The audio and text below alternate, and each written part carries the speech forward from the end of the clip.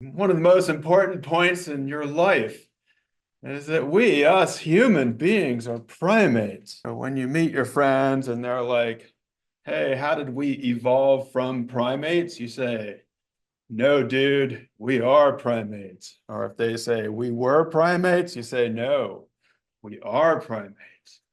Now, this seems like something that a cruel person would have done to us, is lump us together with all these other funny creatures all over the world.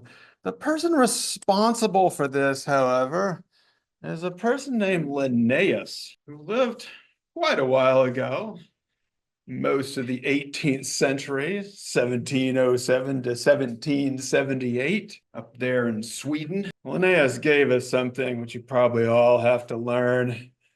Linnaeus gave you, tortured us for time immemorial in our classrooms.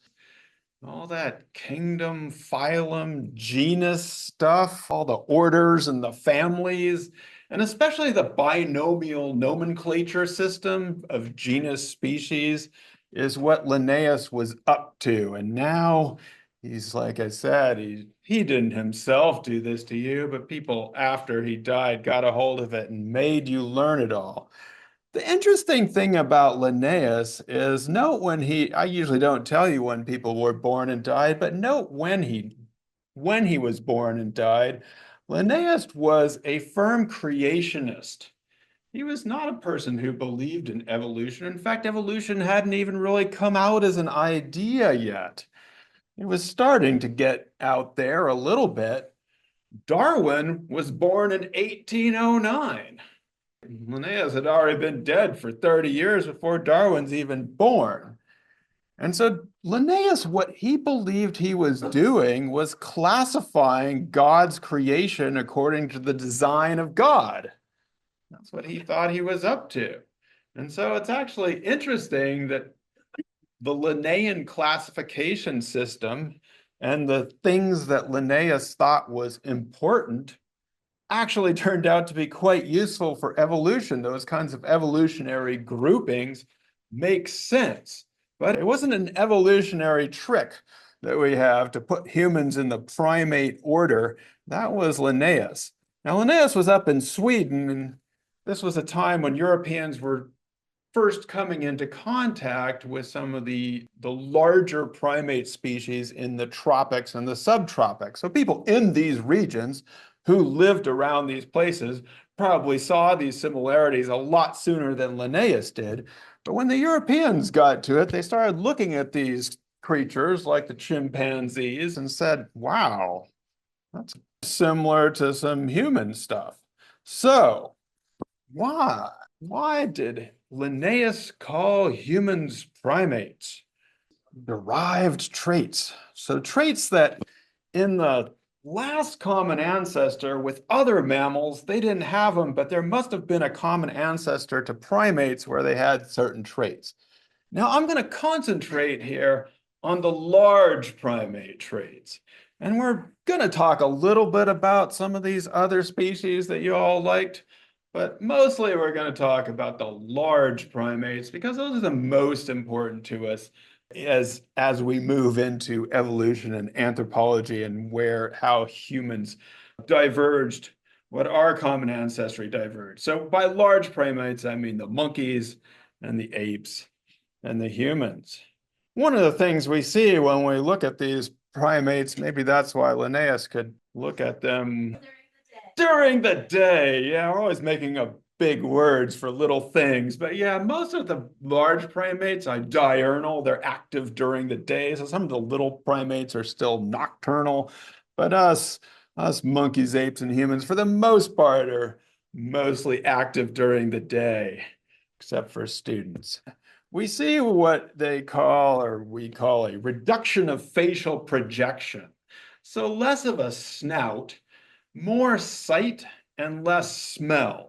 So a dog, for example, has a much greater range of smell than humans do, and they can do things with their nose that we can't. And so as the primates evolved, the large primates, we tended to trade in that sense of smell for a sense of sight. And I call it a trade because, again, remember, There's no such thing as absolute fitness in evolution. All these things may involve trade-offs. So we're not the best at smelling. Other creatures are better at smelling than we are. So that evolves differently. So for the most part, monkeys, apes, and humans, because their eyes are oriented forward, they have what we call 3D or stereoscopic vision. They are also have grasping hands and feet, and in many cases, an opposable thumb. So that's the thing that enables you to do what you're doing right now. If you are writing or grasping something or even texting, is that your opposable thumb is working independently of your fingers. And this is shared across especially the apes as well. We stay young longer, and the apes, and to a certain extent the monkeys, but especially the apes, there's a long period of dependency where the infants are dependent on the mother and of childhood. You may not be completely dependent, but you're still learning from your parents, and you're in a younger phase of life. And in the primates, this lasts quite a long time. In human beings, 35 years, I would say, more or less. Just kidding. You're getting there. You're almost independent. But we extend this out quite a while, right? So, but that's true of other species as well. What happens? Who else takes care of our infants? Tend to co-parent. Yeah, you mentioned the role of alloparents, which just means parents who are other than biological parents. So mothers tend to usually invest a lot of time in infants, sometimes fathers, but also other people in the group. And so primates are famous for getting their child care from different places, not just the actual parents. And this is what we call allo, means other parents. What does this mean for primates? If you're going to be in the care of others for this extended period and learning from parents and your group and dependent on them for things, what does that mean for your life? What does that make your life look like? Look at all of you. Why are you still in school? What are we doing here? Learning! We're here to learn, and you've been trying to, this is like how many years of school have you been in? So many years of school. What that means is that for human beings, but this applies to some of our other primate relatives as well, the importance of learned behavior is enormous. So as you know, we don't just come out ready to survive. We don't just come out ready to hunt some food. We have to be taught how to walk. We have to teach kids how to eat. That was one of the most ridiculous things I found being a parent, is you had to teach the kid how to eat. Don't they just know how to eat? No, you got to wean them off of food and feed them. All these things we have to teach our kids how to do. And here you still are, after all these years, you still haven't become productive members of society yet. And here I am too. I don't even know if I am a productive member of society. I'm just we're all trying to learn together here. Yeah, this is an extended period of learned behavior. It has little to do with our instincts, right? Yeah, what does that indicate those chimpanzees have that they share with us, but they're not in school as long as us? Yeah, so I guess that's also why we're in school, because the primates have a large and complex brain in relation to body size. Now, our brains are not the biggest in the world. Obviously, if you're, I don't know, a whale or something, you have a bigger brain. But in relation to body size and brain complexity, the large primates generally share these traits of having large and complex brains. So we get to learn for a long time. Phew. Let's look at a picture of all this stuff instead of trying to put it into words. This is their picture. So we have these lack of anatomical specialization. We'll talk a little bit about that. But yeah, there's our grasping hands and feet, prehensile, able to grasp. You have flattened nails. You don't have claws. And there's that sight for smell trade. You have a dog with a snout sticking out versus this reduced snout, and a monkey. And then large brain relative to body size. So you have generally more complex features. So Let's talk about that lack of anatomical specialization. What did you notice about these primates? Are they easy to categorize? No.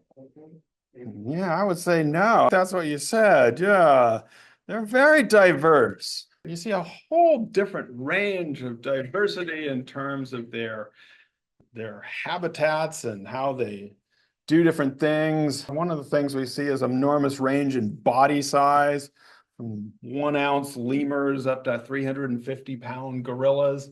So there's a lot of different range, even among monkeys and apes and humans in terms of body size.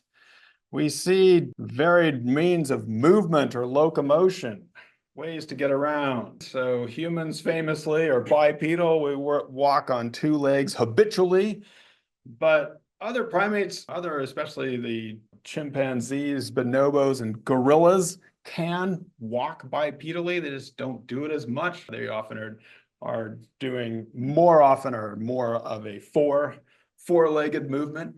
Others primarily swing with their arms, so brachiated movement. So there's a lot of different ways in which primates move around. There's a lot of dietary flexibility, which what they call generalized dentition. That is to say, our teeth can eat different things. And so primates the larger ones tend to be fairly omnivorous. Let's say some can be meat eaters as well as plant eaters, as well as insect eaters. We used to try and group up the primates by whether they ate primarily fruit or insects or foliage. But we discovered that actually, as they move from place to place and even from season to season, their diet varies as well. So it's another indication of their variability. There's also a tremendous range of social variability. So we see some female-dominated groups. That is a little bit unusual among primates, but there are some. So among those lemurs, we see these aggressive female lemurs dominating things. There are also plenty, perhaps more, groups that are male-dominated. Chimpanzees, quite famously, male-dominated. There are other groups that are relatively egalitarian. That is to say, there doesn't seem to be clear dominance patterns between one sex or the other. There's some of them that are loners, very solitary, so you wouldn't even necessarily know who was dominant or not. The orangutans are famously loners, and both males and females tend to stay far apart from each other. So we see a variety of different ways in which they're grouped up socially and also mating patterns. So there's not one pattern that we can say primates all do this, especially the large primates. They gave us a nice picture of this, which shows all this wonderful variability. I got your one male with multiple females, multiple males with multiple females, multiple males. You got your solitaries, one male, one female groups. So there's a lot of variability and difference among the primates. So if somebody is trying to tell you that, oh yes, we live in a male-dominated society because of the primates, you say, no, we actually have all different models or all different ways in which primates come, and you can't really categorize all of them the same way. Now, why do we even study these non-human primates? We're looking for there's two big reasons for this, that anthropologists would study the non-human primates. So other people just study them because they find them cool or interesting. But for anthropology, there's a couple of things that we're looking out for. One are clues about evolution. So we talked about common ancestry. We're not looking for a missing link, but we're looking for some creature back in time that gave way eventually to other different creatures. And so this is studying the non-human primates of today can give us some clues about what that most recent common ancestor might have been like. There are also clues to contemporary human behavior. So things like mating patterns and social groups and tool use, we might look at non-human primates for clues to how that works. There are a couple of dangers, though, that when we look out of the non-human primates, when we look from our place in the world and observe non-human primates, I would say there are two dangers. One of them is a big word called anthropomorphism. Yeah, what did we do with those chimpanzees? Put them in and make them have tea parties. Yeah, so one of the dangers of this, I believe, is this idea that, hey, they're just like us. And so we're not really seeing them for what they are. We're just trying to look for ourselves in other primates. So this is something that you have to watch out for. They aren't just like us. But there's a second danger here that we have to watch out for. The people are like, nah, they don't have anything to do with us. I'm totally different from those primates. That's also untrue. There are some serious similarities, and that's why Linnaeus and others grouped us together with primates. There are some things that we share. So you have to navigate between these two ideas as you're looking at the non-human primates. Our findings in general, the big findings, what we see, we talked about this, you're going to see a lot of species variation, so a large range of different things that people are doing. You're going to see a lot of diversity in the primates. There's not a single model that we could say applies to all the primate groups, and a lot of flexibility. So like we talked about with diet, getting around, different habitats, you'll see this across within species. You'll also see that some of the primates vary by groups. So there's differences between lowland gorillas and mountain gorillas. Different groups of primates in different areas develop different traits and pass them on. And of course, although this is hard for us sometimes to imagine, there's actually individual variation. So different primates within a group or a species have different individual personalities, just like we do. They do give us clues for our most recent common ancestor, but we always need to be super careful with that, because when we look at contemporary gorillas and when we look at contemporary chimpanzees, they have been evolving all this time. They didn't get stuck back there 10 million years ago and then stop changing. They too are evolving, and so the creatures that we see today as orangutans might not be the same as what we might have called orangutans in the past. So we have to be careful about that, because all species are always evolving and they have changed as well. There are also, as we said, biological and behavioral parallels or clues, but you really have to be careful, because some people have claimed that humans are just apes without hair, or naked apes. That's not really right either. We have been co-evolving with tools, stone tools and other things for at least 2 million years. So our habitats, we've changed our habitats a lot. It's not that you can just put a chimpanzee here and they're going to be like a human being. So this is big picture stuff before we plunge into the specifics of these species and some of their evolutionary relationships. And there they are. Yeah, we have a lot of nose differentiation here. I'm not sure why people are so fixated on that. You got your wet noses and your dry noses. A lot of people like lemurs. Anybody want to tell us why you like lemurs? So there they are, the lemurs and the cute little lemur, the wet nose primates. Yeah, like I said, I guess they are cute and interesting and all those things, but for anthropological purposes, they're super distant, evolutionarily speaking, from human beings, and so I don't pay much attention to them. We'll just move into the next group here.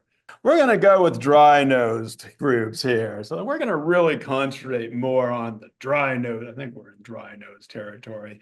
The haplorhines. So these divide up into basically two other groups, the platyrrhines and the catarrhines, which the platyrrhines are well, we also call them the New World monkeys.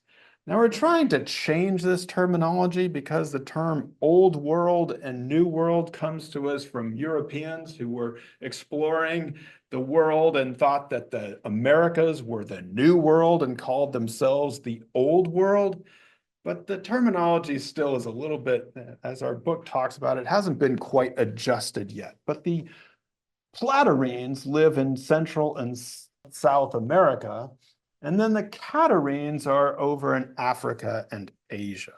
So let's talk about these a little bit. Let's look at a map here. So here we have the Americas. There's South America and Central America. Yay, Americas. And here we have Africa and Eurasia. And so, like I said, people called this the Old World. And when they sailed over here, they called this the New World. And so these terms stuck, the idea of Old World monkeys and New World monkeys. The interesting thing is, it is almost certain that the monkeys over here were first over here in Africa. How'd they get there?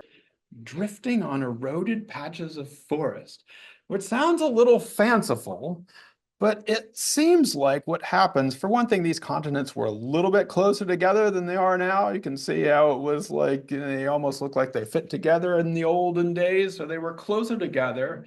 There probably were some islands between them.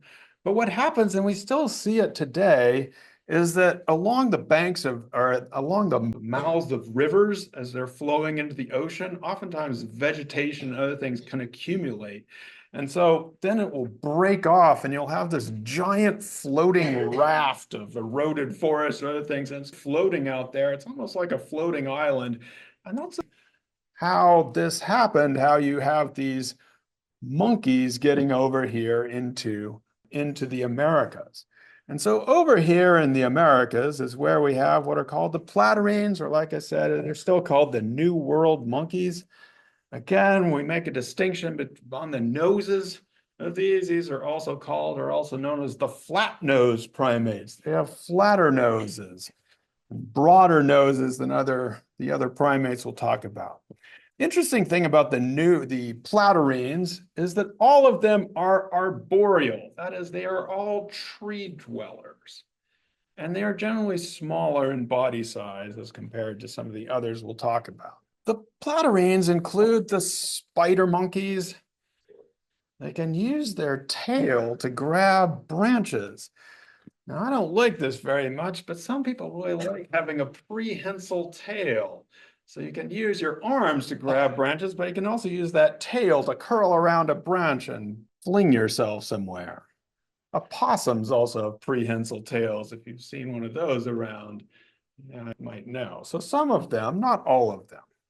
There's usually little, what we call sexual dimorphism between these. There's not one that's, the males are not necessarily bigger than the females. They're all pretty much the same. And they evolved in the Americas over there, over here, we might say, in South America and Central America, from about 30 to 40 million years ago. So as your book talks about, there was an extreme isolation event where these monkeys drifted over and got separated from the other monkeys and then proliferated in this area. And so, although these monkeys are fairly interesting, they aren't super close to human beings, evolutionarily speaking. To me, they look goofy. Spider monkey there, you got your capuchin monkey, your cottonhead, got a bunch of different ones. They do a lot of swinging from trees and a lot of screeching, and they're fairly small. And I can see if somebody went down to South America or Central America and saw one of these, they'd be like, nah, I didn't come from that. There's no way, that doesn't work. And I'd agree with you. These are pretty far distant, evolutionarily speaking. They're more like us, let's say, than the lemurs, but they're still pretty goofy. Now, on the other hand, we have the catarrhenes, what are called the Old World monkeys. Again, we're trying to change that terminology, but we haven't come up with good names yet. These are also known as the sharp-nosed primates, or with downward-facing noses. And when you get over into Africa and Eurasia and the evolution that happened there, you'll see Many of these live in the trees, are arboreal, but some of them live on the ground as well. None of them have prehensile tails. There's no prehensile tails over there, over here. And most of them have a larger body size than the New World monkeys. I would say that catarrhines includes these Old World monkeys, but it's a category that also includes apes and humans at a large level. They can also have much more pronounced sexual dimorphism, differences in weight and other features between male and female, and they are evolving in Africa and parts of Europe and Asia across that range during their evolutionary trend. Now, the Old World monkeys are in some ways much closer to humans evolutionarily speaking. They're more within 25 million years or so. So you have baboons, mandrills, they're often sitting on the ground. They tend to be bigger, no prehensile tails. Some of them barely have tails at all. A more serious monkey, you might say. Don't want to mess with them, but they're more serious. But even closer than that is a group that they are the hominoids, which includes apes and humans. By the way, what's the best way, the easiest way to tell a monkey from an ape? The apes don't have tails. There are no tails. And so people often want to go to a zoo and distance ourselves from, say, the chimpanzees, the orangutans that you see, but you look at them and they'll be like, oh, look at that funny monkey. They're not monkeys, they're apes and they don't have tails. Yes, you're right though. They are the largest in body and brain size of our primates. They usually have a vertical posture, true certainly of humans, but it includes the hominoids as well. And what they call the Y5 cusp pattern, which is our teeth, which we actually share a dental pattern. We actually share a dental pattern with all the catarrhines, but especially with the apes. There's our Y5 teeth. And so often here in this chapter, they get a lot of information from teeth, and you can get good stuff from teeth here.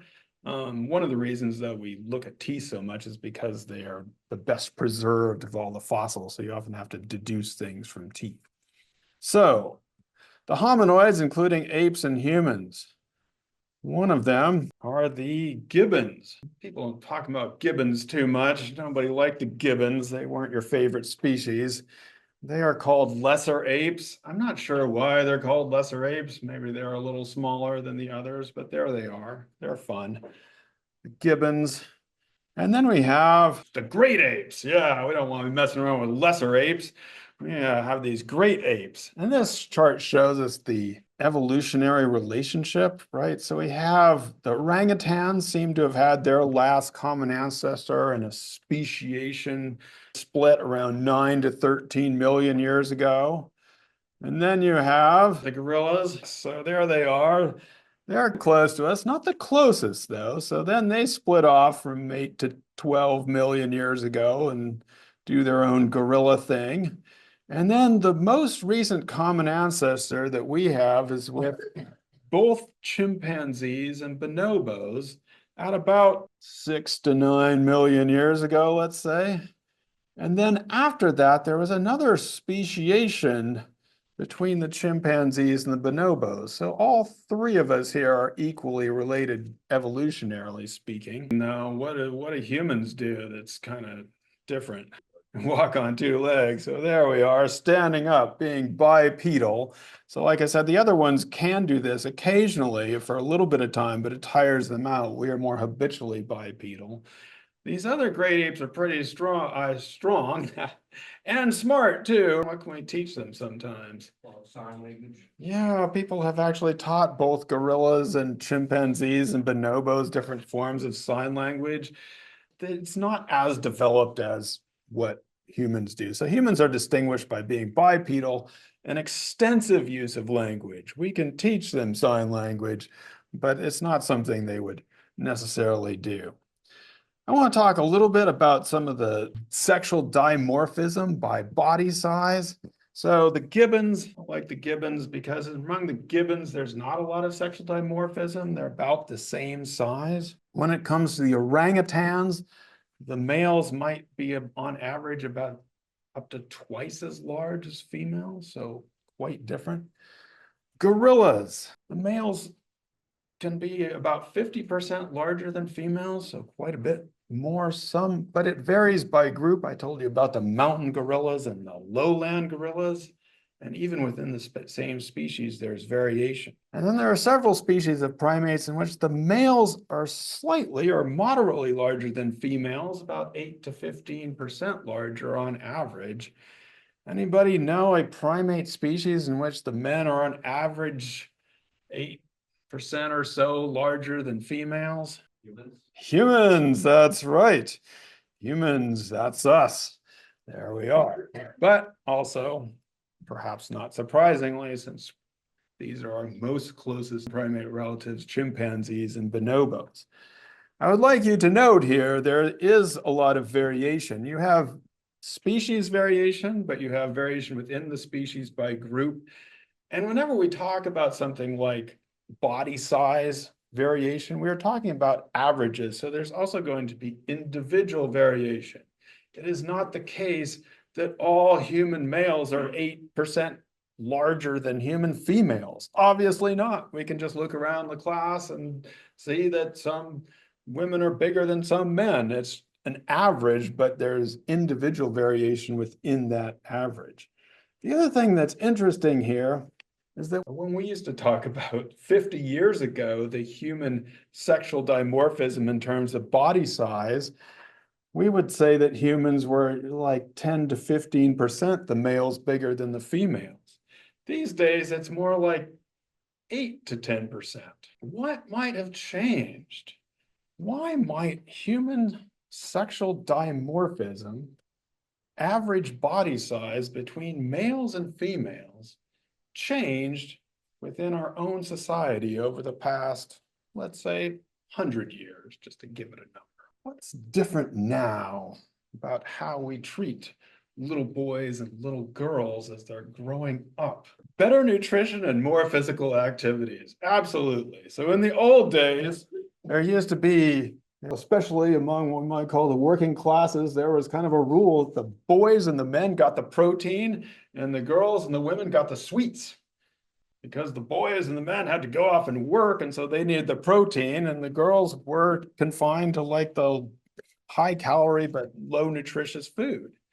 And we also would push them into different activities, different sports. You didn't want women doing any body stuff, and extreme sports. So these things hopefully have evened out a little bit.